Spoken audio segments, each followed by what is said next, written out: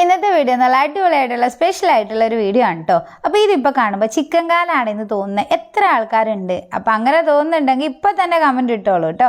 അപ്പോൾ ഇന്ന് ഞാൻ എത്തിയേക്കുന്നത് നല്ല അടിപൊളിയായിട്ടുള്ള ഒരു സ്നാക്സുമായിട്ടാണ്. നമ്മുടെ കുട്ടീസിനൊക്കെ കഴിക്കാൻ പറ്റുക, കുട്ടീസിന് മാത്രമല്ല കേട്ടോ, എല്ലാവർക്കും കഴിക്കാൻ പറ്റുന്ന നല്ല സൂപ്പർ സ്നാക്സ് ആണ്.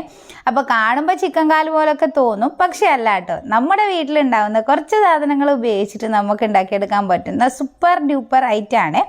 അപ്പോൾ ഇതുണ്ടാക്കാൻ വേണ്ടിയിട്ട് എന്തൊക്കെയാണ് സാധനങ്ങൾ വേണ്ടത് നമുക്ക് ആദ്യം തന്നെ നോക്കാം.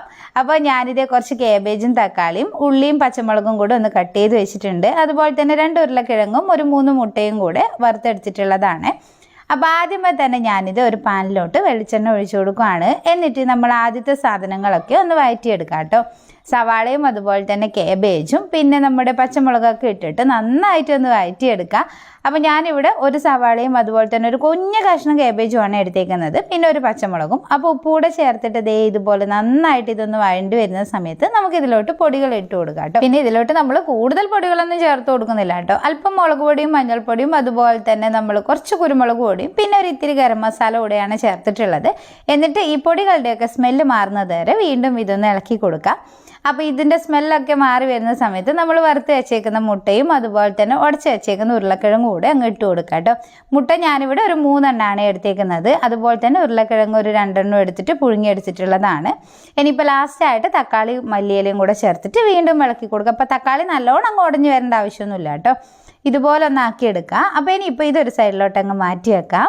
അടുത്തതായിട്ട് ഞാനിത് 1 കപ്പ് മൈദയാണ് എടുത്തേക്കുന്നത്. അതൊരു ബൗളിലോട്ട് അങ്ങ് ഇട്ട് കൊടുത്തതിന് ശേഷം ആവശ്യത്തിനുള്ള ഉപ്പ് ചേർത്ത് കൊടുക്കുക.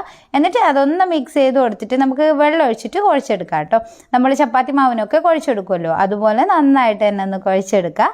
അപ്പോൾ ഇങ്ങനെ കുഴച്ചെടുത്തിട്ടുള്ള നമ്മുടെ ഈ ഒരു മൈദ മാവ് അല്പസമയം ഒന്ന് റെസ്റ്റ് ചെയ്യാനായിട്ട് വെക്കുക. അപ്പോൾ ഒരു 10 മിനിറ്റൊക്കെ വെച്ചാൽ മതിയാവും കേട്ടോ. അപ്പോൾ 10 മിനിറ്റിന് ശേഷം നമ്മുടെ മാവൊക്കെ ഇതിവിടെ റെഡി ആയിട്ട് വന്നിട്ടുണ്ട്. ഇനിയിപ്പോൾ ഇതൊന്ന് പരത്തിയെടുക്കണം.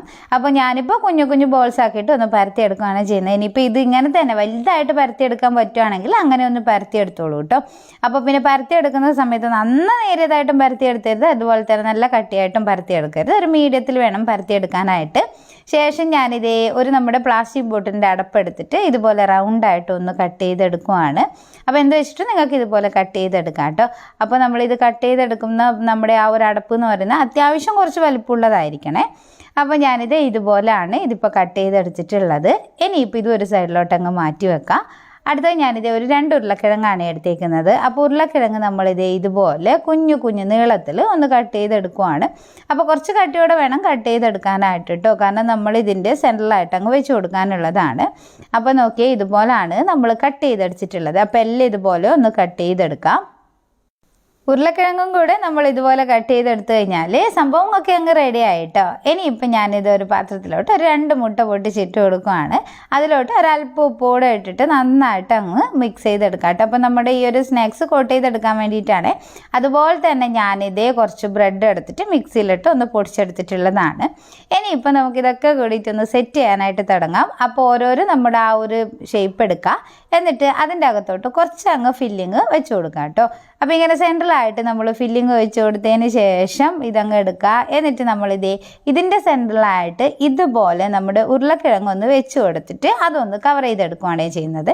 അപ്പോൾ കവർ ചെയ്തെടുക്കുമ്പോൾ ഇതേ എല്ലാം അങ്ങ് മുകളിലോട്ട് വെച്ചിട്ട് ഒന്ന് വലിച്ചെടുക്കുക. അപ്പോൾ മൈദ ആകുമ്പോൾ തന്നെ അവിടെ കറക്റ്റായിട്ട് അങ്ങ് നിന്നോളൂ കേട്ടോ. പിന്നെ നമ്മൾ വലിച്ചെടുക്കുമ്പോൾ തന്നെ സൈഡൊക്കെ ഒരു തിരിഞ്ഞതുപോലെ ഉണ്ടാവും. അപ്പോൾ നോക്കിയാൽ ഇതുപോലാണ് കേട്ടോ ഞാനിത് ചെയ്തെടുത്തിട്ടുള്ളത്. അപ്പോൾ ഇതുപോലെ തന്നെ നമുക്ക് ബാക്കിയുള്ളതൊക്കെ ഒന്ന് ചെയ്തെടുക്കാം. ഇങ്ങനെ നമ്മളെല്ലാം അങ്ങ് ചെയ്തെടുത്തതിന് ശേഷം ഇനിയിപ്പോൾ ഇതിൽ നിന്ന് ഓരോന്നങ്ങ് എടുക്കുക. എന്നിട്ട് നമ്മുടെ മുട്ടയിൽ നന്നായിട്ട് അങ്ങ് മുക്കിയെടുക്കുക കേട്ടോ. അപ്പോൾ പിന്നെ നമ്മൾ എടുത്തിട്ടിരിക്കുന്ന ഉരുളക്കിഴങ്ങ് വേവിച്ചതൊന്നല്ല, പച്ച തന്നെയാണ് എടുത്തിട്ടുള്ളത്. അപ്പോൾ നോക്കിയേ ഇതുപോലെ അങ്ങ് മുക്കിയെടുത്തതിന് ശേഷം ഇനിയിപ്പോൾ നമ്മുടെ ബ്രെഡ് ക്രംസിലൂടെ ഒന്ന് ഇതുപോലെ റോൾ ചെയ്തെടുക്കുക. അപ്പോൾ ഇനിയിപ്പോൾ ഒന്നും നോക്കാനില്ല, നമുക്കിതെടുത്തിട്ട് എണ്ണയിലിട്ട് ഫ്രൈ ചെയ്തെടുക്കാവുന്നതാണ് കേട്ടോ. അപ്പോൾ എളുപ്പത്തിൽ എന്ന് പറയാൻ പറ്റില്ല, എന്നാലും കുറച്ച് മെനക്കേടുണ്ട്. എന്നാലും നമുക്ക് ടേസ്റ്റിയോടെ കഴിക്കാൻ പറ്റിയ നല്ല അടിപൊളിയായിട്ടുള്ള, പ്രത്യേകിച്ച് നമ്മൾ കുട്ടീസൊക്കെ ഇരുന്ന് കഴിക്കുന്ന അടിപൊളിയായിട്ടുള്ള ഒരു സ്നാക്സാണ്.